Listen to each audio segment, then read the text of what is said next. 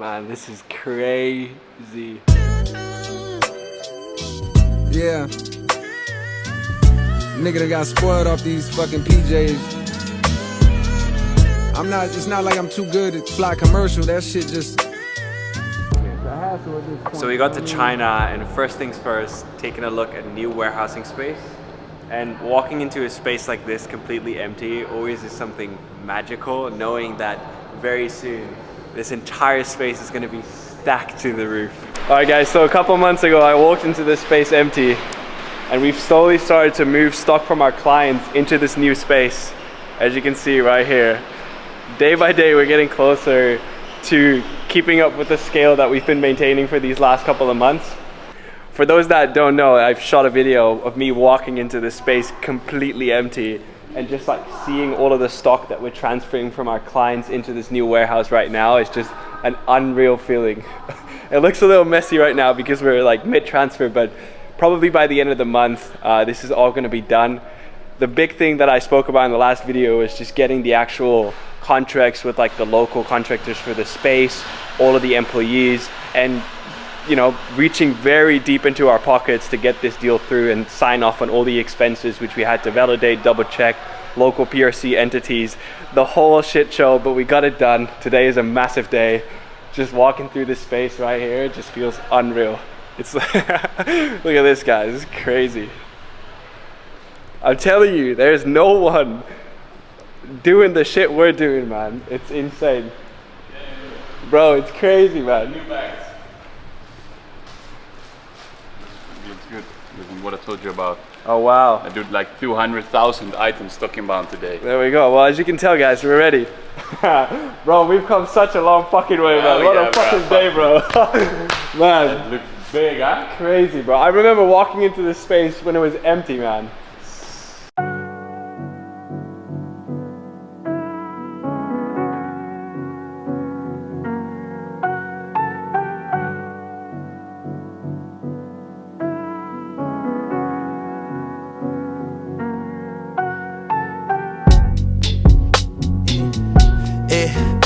I was in West Oakland, California when I found out about a piece of me. All this solitude around, I'm starting to see when I'm alone, the shit I think. I come from the part of town I talked about, but talk your outline if you blink. I can't go outside today, that shine and fade, and that go along with my all the energies and But hey, Crazy. there you go.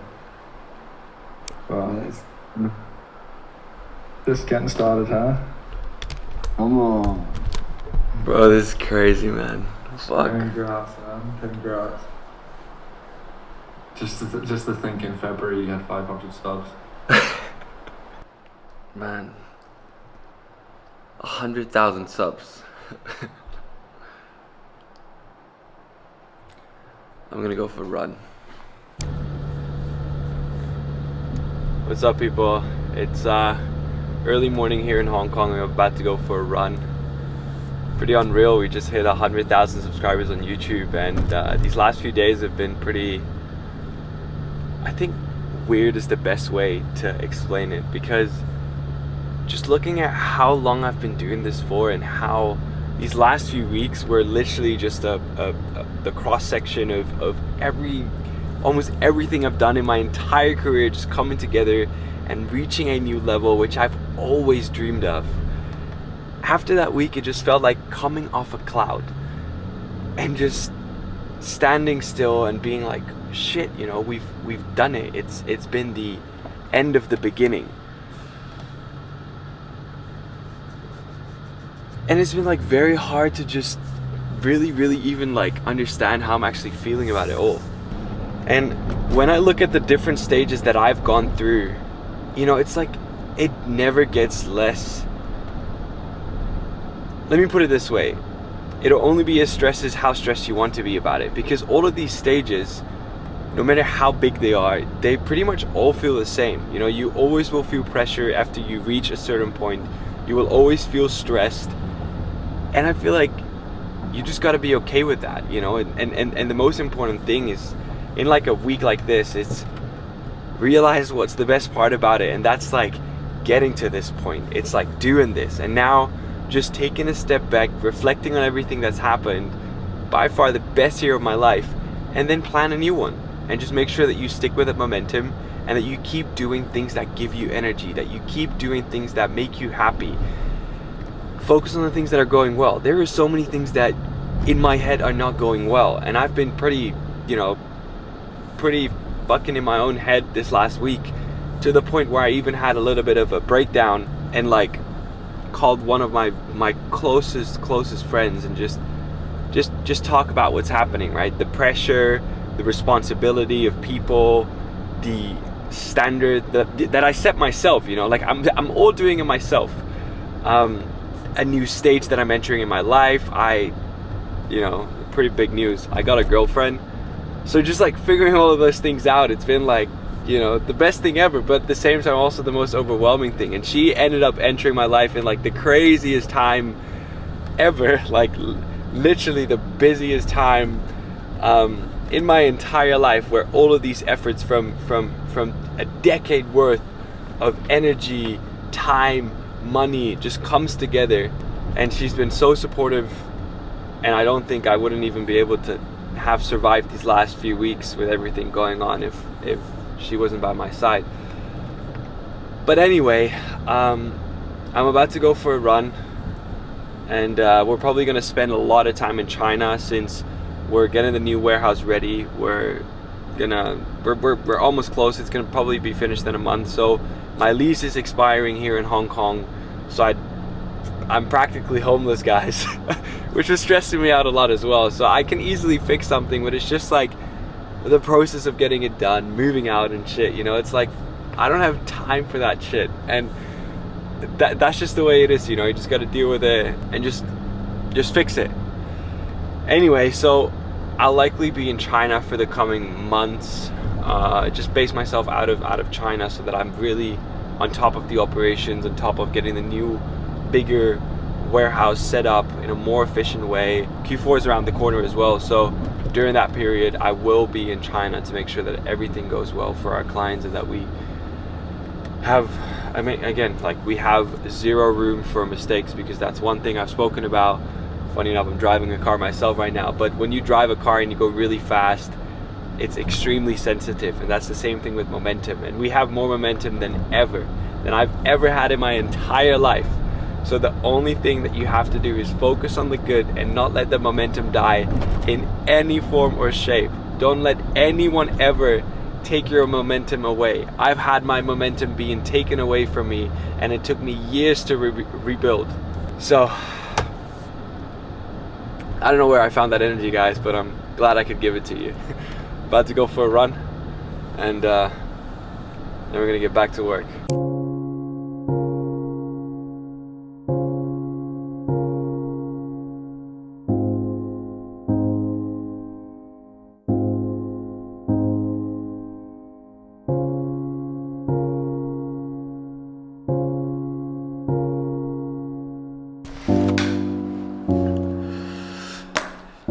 Alright people, a lot of you know that the reason of me actually having started this channel is because I want to take my learnings through my own journey and share these with you so that you can avoid mistakes that I'm making. Now, how did we get from an idea to having hundreds of employees? How does that work? Let me tell you something, guys, and as crazy as it sounds, to this day with a lot of things I don't even know what I'm doing. Even with this channel, and I'll share with you in a second from what kind of perspective this is, because obviously there's a lot that I know I'm doing, and you've got to understand that you simply learn by playing, and it's honestly like a game of chess. And the best way to describe it is there's certain things happening and you respond. There's something happening, you respond. Now, how you respond to whatever is happening is knowledge that can only be gained by playing the actual game. I can be sitting here and pretending like I know everything, but the truth is I simply do not. I hit 100,000 subs on YouTube without really knowing what I'm doing. We reached the new stage in business, and I, in a lot of ways still don't know exactly what I'm doing. Now, what I am saying is that it's not as if I don't know what I'm doing. You've got to understand that the game we're playing comes down to making moves, and whenever you make a move, there's a certain outcome. Now, what I'm trying to explain to you is that again, it's not as if I don't know what I'm doing. You've got to understand that the game we're all playing, ultimately what this comes down to is having certain actions with certain outcomes.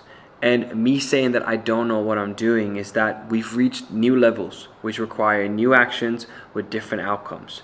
So from getting to like 0 to 1 in whatever form or shape, or starting a business, scaling that to, you know, a couple million US dollars, like those are things, those are actions that I've done. I know the outcome. I can pretty much do that with you know, a lot of things, or advice, or share learnings on how to do those things, because I have played this game for so long.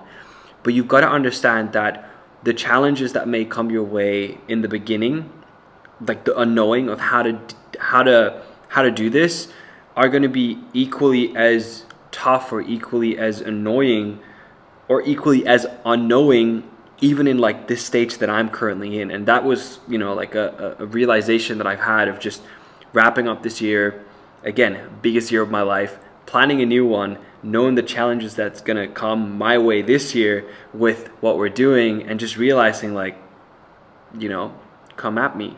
That's just the way this whole thing works. We've been seeing crazy momentum with what we're doing, and the lesson that I want to share with you, and this is just, you know, like 10 years of me doing this and trying out countless amounts of ideas and starting so many different businesses. Try as much as you can. So how do we get to an idea from having hundreds of employees, or even like with YouTube, how did I get from 0 to 1? It basically comes down to a validation. Now, that is something that, you know, me as an entrepreneur who's been doing this for a long time, man, the amount of ideas, the amount of things that I went through, I'm telling you, like, you have no idea of how much shit I had to eat, of how much stuff I had to try in order to have something that just stuck at like a big scale, you know. Because I mean, I've had a lot of businesses. I was making good money when I was, since the age of 17, 16, I already started, you know, like making good amount of money. And for those wondering what I back then considered good amount of money, like I very quickly hit my 10K a month, you know, around the age of 17, 18, and then from then words, it was kind of like fluctuating in between 10 to 30K, which was like a very comfortable range. It's the range where, you know, your life really starts to change and you can do whatever you want. But then after that, I found that like fit, which has only been until like a few years ago. Now, what you need to focus on is validation, and that if you want to do something like bigger than those numbers that I just mentioned, is you either focus on a problem that's really big, or you focus on monetary potential. Now, what I mean by that is a problem that really hurts. So it may be, you know, just like in any business, a problem that hurts. May that be people not reaching customers, for example, or may that be people having difficulty scaling in different countries, which, for example, is like one of the USBs that we use as a fulfillment center from China. Monetary potential, for example, like saving clients cost, or running an email marketing agency that can help clients convert more. Those are all things that you can focus on that very clearly has impact or solves problem. Now, the second thing, once you have that bit of validation, is you find a scalable solution. I've seen a lot of businesses that solve really good problems, that can make businesses a lot of money, but they don't have scalable infrastructure. So you want to make sure that you either, that's why like agencies, for example, you have to, if you can grow an agency really quick, but if you want to, you know, make $100 million with your agency, you're going to have to hire a shit ton of people. And that's what I'm saying, like a scalable solution. So finding the balance between, you know, automation, physical labor, and physical labor, I'm talking about someone behind his laptop, or manual labor is probably a better way to say it.